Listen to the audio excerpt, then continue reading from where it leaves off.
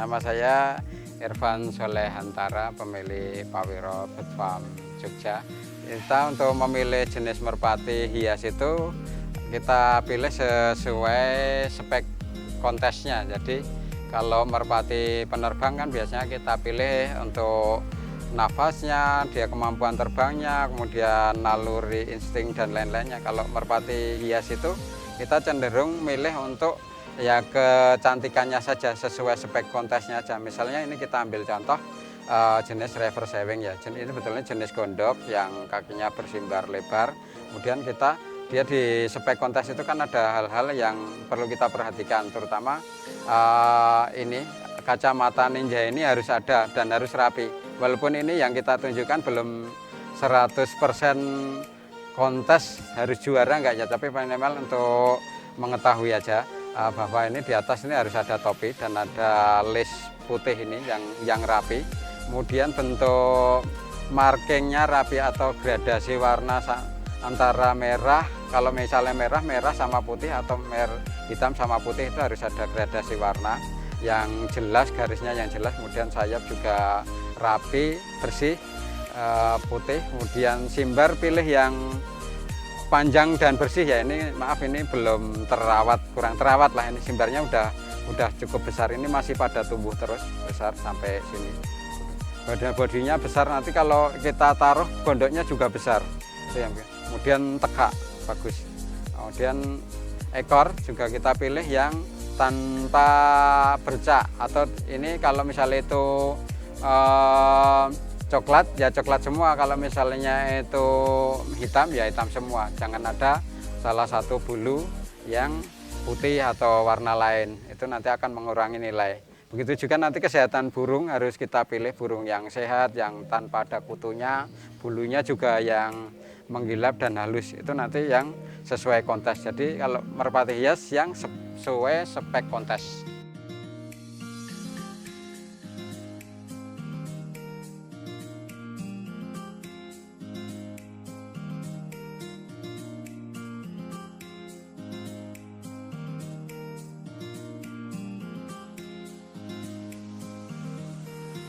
Sebetulnya ada perbedaan. Kalau merpati yang untuk gebaran atau untuk lomba balapan atau tinggian itu kan harus diterbangkan. Kalau ini sebetulnya perawatan pada bulu dan kesehatan saja. Jadi beda, tetap kalau jemur dan dimandikin tetap seharusnya wajib. Cuman kan kalau kita rata-rata peternak itu cenderung dia diproduksi aja. Jarang untuk kecuali memang kita siapkan untuk kontes, itu baru kita rawat untuk persiapan kontes. Hampir tiap tahun ketika ada kontes yang areal Jawa kita hadir, walaupun tidak harus juara tapi kita paling nggak berpartisipasi untuk ikut lomba. Oh, ini sebagai hiasan aja Pak, jadi bukan berguna untuk burungnya saja, cuman ini memang menambah daya tarik aja burung ini.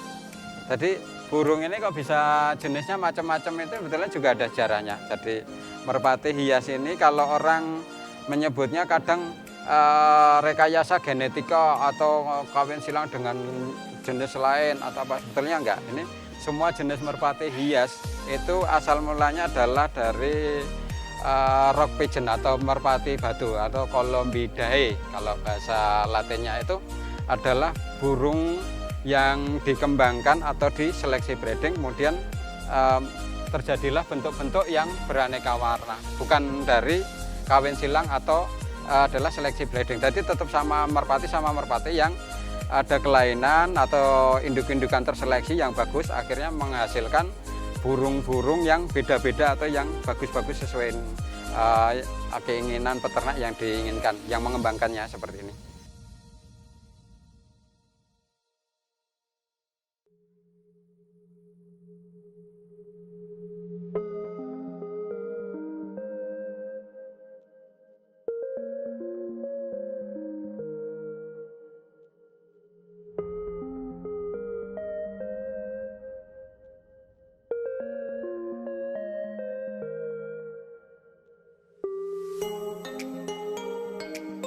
Kalau ini dulu impor pertama kali sekitar 20-an juta, tapi sekarang udah banyak yang punya, paling anakan itu 1 jutaan.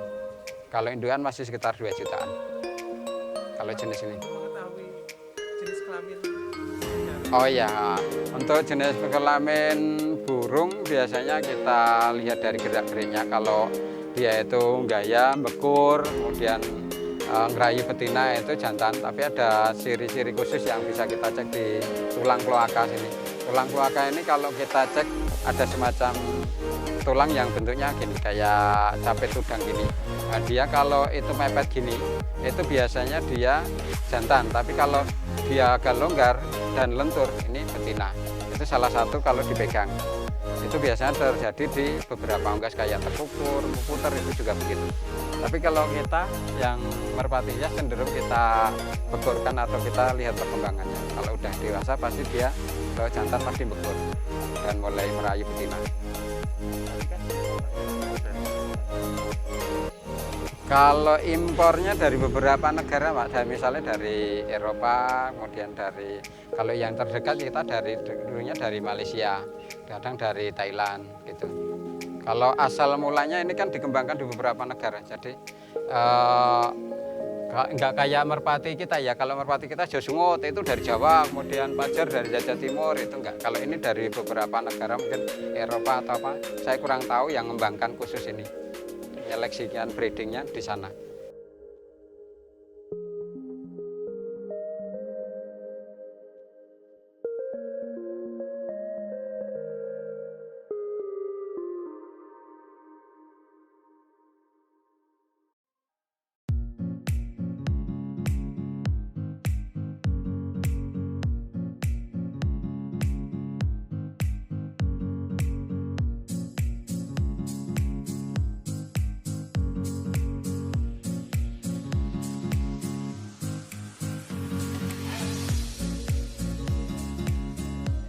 Dari sini ini adalah merpati akrobatik. Ini sky cutter yang terbangnya pelan itu. Kalau di Indonesia ada jenis kayak gini, cuman jenisnya kupu-kupu. Nah, sky cutter. Nah, itu terbangnya pelan, terus berhenti. Tinggi, ada yang tinggi dan lebar. Jadi karakternya terbang pelan.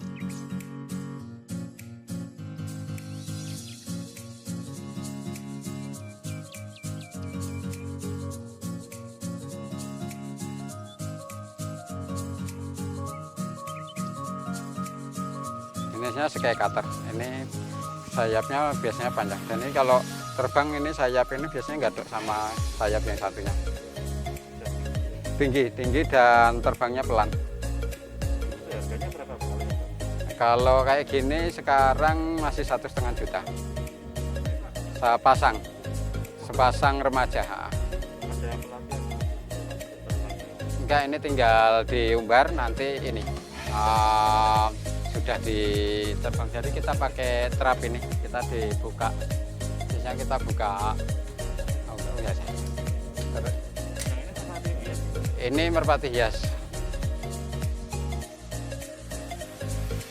Jadi merpati itu kan ada beberapa jenis, ada merpati pos, ada merpati geberan, tinggian, balap, kemudian ada merpati hias, kemudian ada merpati akrobatik. Nah, merpati akrobatik yang tadi sky cutter, hallcropper, donek, ini jenis Turkish takla, ini juga merpati akrobatik. Kalau ini jenis merpati hias, ini English fantail. Berapa? Ini sekitar 2,5. Nah, sepasang. Ya, memang dia jeglek juga nanti.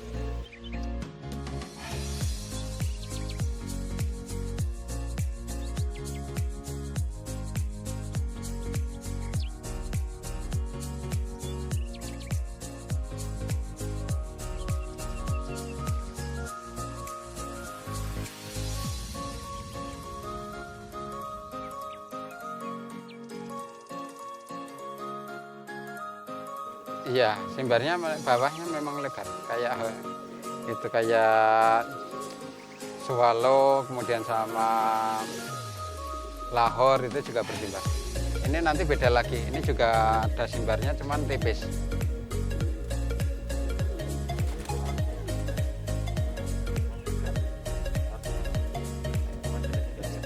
Sebetulnya bukan di situ sih, dia cuma mau salah satu spek untuk kontes saja.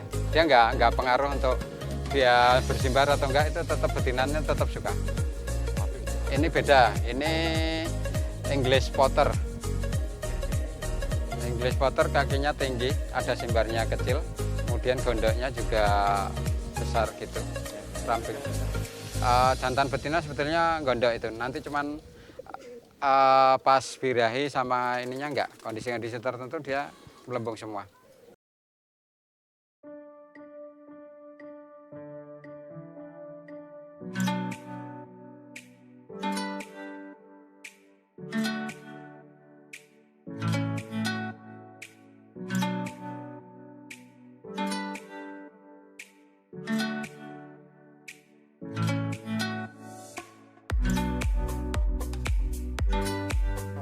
Gaditano itu bodinya short atau agak pendek, kemudian balonnya besar dan termasuk perayu. Jinaknya sana spesial jengklik rayu.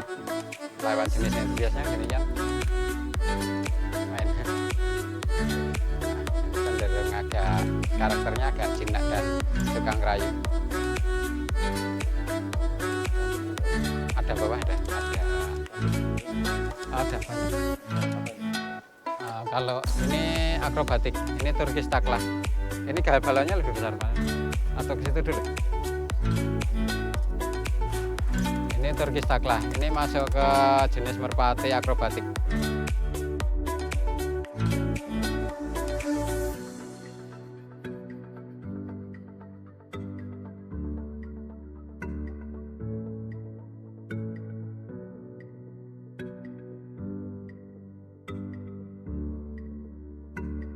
Kalau ini merpati hias, ini Vorbrug.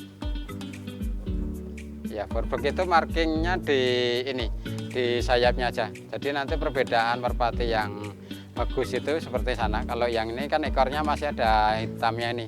Ini kalau buat kontes nilainya kurang. Jadi harus cari ekor yang bersih. Jadi cuman bentuk sayapnya itu bentuk sadel atau bentuk pelana. Jadi harus ada markingnya.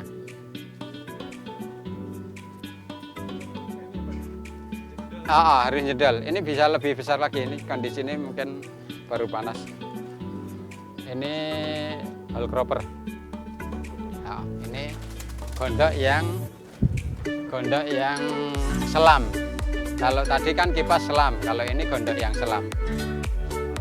Jadi melendung dan membungsung belakang. Itu bentuknya hole, jadi kayak buletan.